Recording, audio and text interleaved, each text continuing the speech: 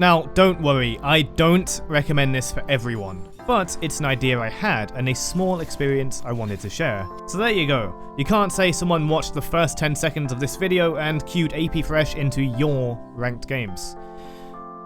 They just looked at the thumbnail. The key skills that make a good Thresh player unsurprisingly come down to how they can make the best use of his abilities, each one of them holding immense potential, allowing Thresh mains those beautiful moments where even a support can feel like they are the one carrying and making the plays, and one where your teammates can probably think that too. As opposed to, oh, I guess Brand pressed R again. So I reach for the old faithful, play it in an off-meta style to start really testing what I can do. Now, why not play AD Thresh, I hear no one ask.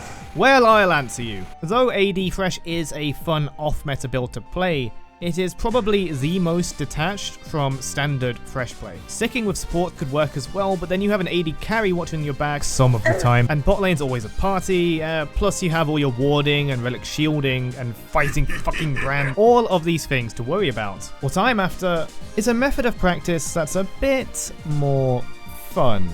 If our hooks are so important, what if we really front-loaded the reward of landing that hook, while also making it devastating to miss? We can do just that with lots of AP.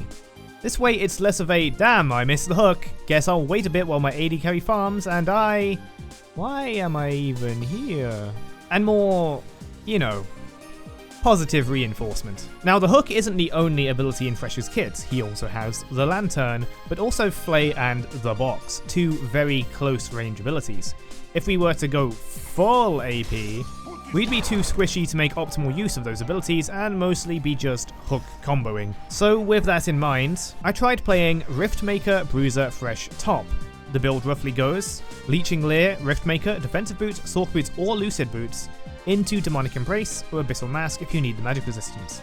This gives enough durability to freely use all of our abilities, and Riftmaker goes harder than you'd think. The Omnivamp gives Thresh some much needed sustain to survive in top lane, and the mixed AP and HP stats, not only of Leer but Demonic as well, help him stay versatile and healthy against most opponents. By simply going AP, Thresh gets some improved wave clear through Flay, and damage too. Speaking of damage, the rune I've primarily been using has been Press the Attack. Sure, you could go Fleet Footwork for sustain or Grasp for that matter, and Electrocute can definitely work too, but Press the Attack adds some much appreciated damage in lane, and the amplifying effect helps your AP damage as well. Not to mention that Thresh with his E passive and souls is actually a really good auto attacker. The yellow rune tree also allows for Presence of Mind, which is a must for Thresh top to be able to use these abilities without running out all the time. And that allows for a nice and tanky Resolve Tree secondary for bone plating or second wind as you need. What I ended up with is perhaps one of my most successful off-meta Thresh builds ever.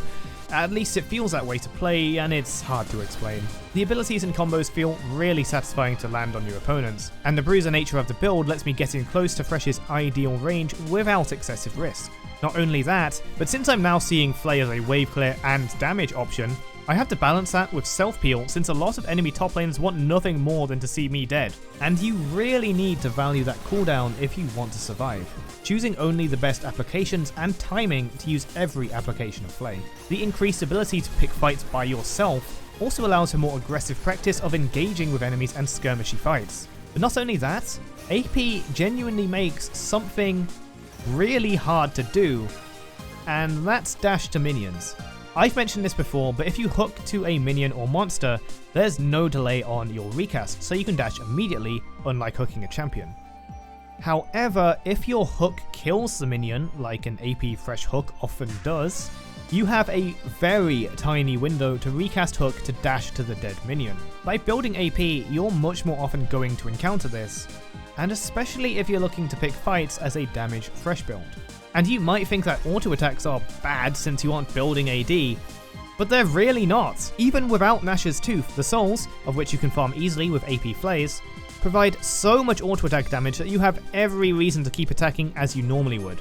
Now, I'm not saying this is the best way to play Thresh, let me be clear.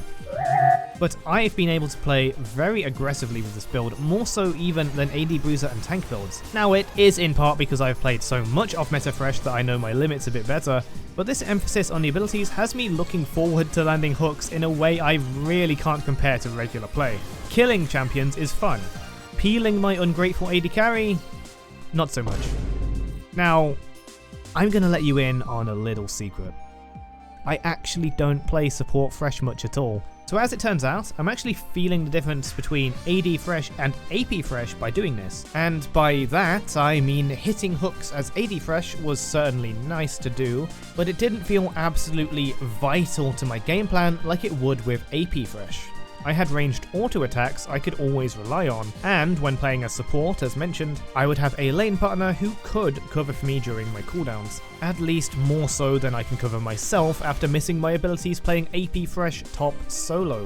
The extra pressure means I can't really throw half-hearted skill shots. I need to land them if I want to be relevant, and I've felt a difference in how I'm going about them as a result.